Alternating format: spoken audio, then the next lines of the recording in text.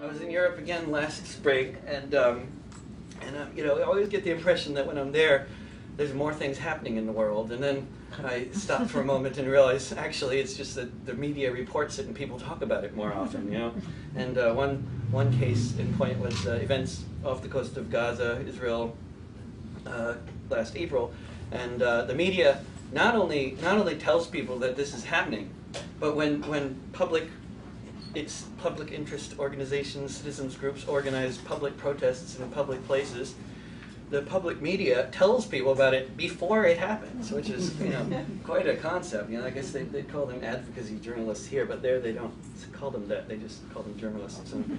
And so then the protests are correspondingly well attended. It's easy that way. If they stop doing it, then they'll be all complaining about how lethargic the population is. You know? What happened? Some few people might remember.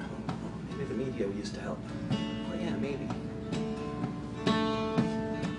In '48, they were driven out at the point of a machine gun. Families fled in fear to Jordan, Syria, and Lebanon. They fled around the globe, firmly held in terror's grip, and about 1 million refugees ended up in the Gaza Strip. In 1967, the IDF moved in, and the refugees in Gaza became refugees again. Settlers took their farmland, soldiers took the ports, and the people were surrounded by military forts in 2007. They cut them off completely. No access to the borders, no access to the sea. The world began to see this unavoidable stamp.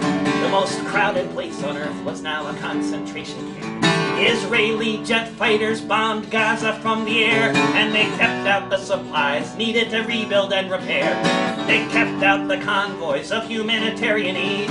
Anemic children going hungry, crushed and burned in bombing raids from around the world.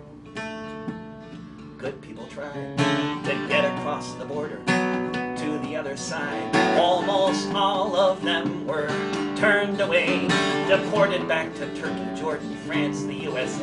They were barred from ever coming back. Adam and Huwaida decided on a different tack. They loaded up a boat, managed to get through. That's when activists in Istanbul decided what to do, armed with food and wheelchairs and prosthetic limbs for victims of the bombing raids to wear. They packed cement by the ton. They had a few kitchen knives, but not a single gun. They were determined to reach the bay, to break the siege of Gaza and not be turned away. As they left Turkish waters, everybody wished them well. As for what would happen next, only the apartheid state could tell. All aboard the Mavi Marmara, sailing toward Goliath's kingdom, armed with nothing but a stone. All aboard the Mavi Marmara, tell the children of Jerusalem, you are not alone. 700 people on board this Turkish ferry. They were 60 miles from the shore, out in the open sea, in international waters, with no plans for turning back. That's when Netanyahu told his soldiers to attack. They came down from helicopters, fired guns from Zodiacs. They shot some people in their heads and shot others in their backs. The captain raised a white flag high into the air, but the soldiers kept on shooting beneath the floodlights' glare. The soldiers kept on shooting. It was a free fire zone. So many dead and wounded. Just how many isn't known. So many dead and wounded. Blood flowing on the floor. The soldiers kept on shooting 60 miles from the shore. Medics tried to treat the wounded. All they could do was watch them bleed. The soldiers wouldn't let them get the urgent help they needed. Mass troopers held their hostages. The Navy towed the ship just for trying to sail to the Gaza Strip. All aboard the Mavi Marmara, sailing toward Goliath's kingdom, armed with nothing but a stone. All aboard the Mavi Marmara, tell the children of Jerusalem, you are not alone.